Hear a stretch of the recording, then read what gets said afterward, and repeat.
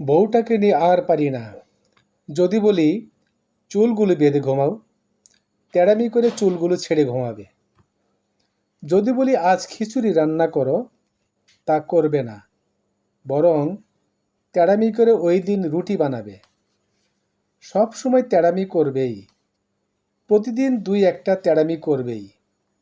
মাঝে মাঝে ও নিজেই বলে, জানো না আমার ঘাড়ের রগ একটা তেড়া। ঘাড়ের রগ যে কয়টা তাই তো জানি না, একটা না কয়টা তেড়া কে জানে।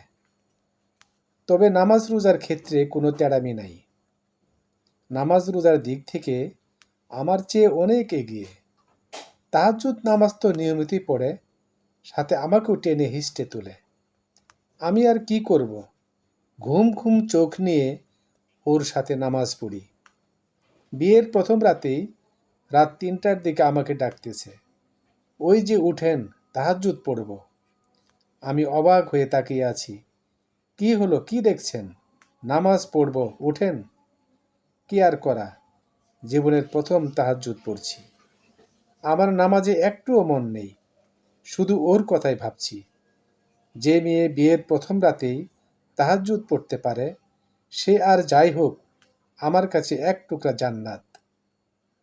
ফজর নামাজের পরে পড়লাম আরেক ঝামেলায়। কুরআন পড়তে বলতেছে আমায়, আমি আরও থতমতে খেয়ে গেলাম। সেই কবে কুরআন শিখে রাখছিলাম, এখন কি আর মনে আছে? সত্যি কথাটা বলেই ফেললাম। আসলে আমি অনেক আগে কুরআন শিখেছিলাম, পরে আর পড়ি নাই। এখন ভুলেই গেছি। সমস্যা কি? আমি আছি না, আমি শিখিয়ে দিব। আজকে বাজার থেকে কায়দা কিনে আনবেন, যেহেতু আপনার পড়া আছে, শিখাতে সহজ হবে। আমি আমার বউয়ের দিকে চেয়ে আছি। কি দেখছেন? দেখছি কত ভালো একটা মেয়ে তুমি, আর বিয়ে হয়েছে আমার মতো এমন একটা লোকের সাথে, যে শুক্রবারের নামাজও ভালো করে পড়ে না, যার মুখে দাড়ির ছিটে ফোঁটাও নাই। সমস্যা কি? আগে যা হবার হয়েছে, এখন নিজেকে চেঞ্জ করে ফেলেন। রাসূল সাল্লাল্লাহু আলাইহি ওয়াসাল্লামের সুন্নাতে নিজেকে আবৃত করে ফেলেন। আপনার আজ থেকে প্রথম কাজ 5 ওয়াক্ত নামাজ পড়া, দাড়ি রেখে দেওয়া, আর কাল থেকে কোরআন শিখা। কয়দিন পর কয়টা পাঞ্জাবি বানাবো আপনার জন্য। পাঞ্জাবি পায়জামা পরে অফিস করবেন। এত তাড়াতাড়ি এত চেঞ্জ? হতে হবে। দুজনে একসাথে জান্নাতে থাকতে হবে না?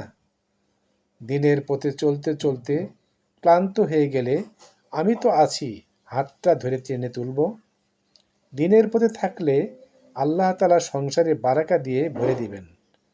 তাহলে আজ থেকেই শুরু হোক জান্নাতে যাওয়ার প্রতিযোগিতা। জি ইনশাল্লাহ।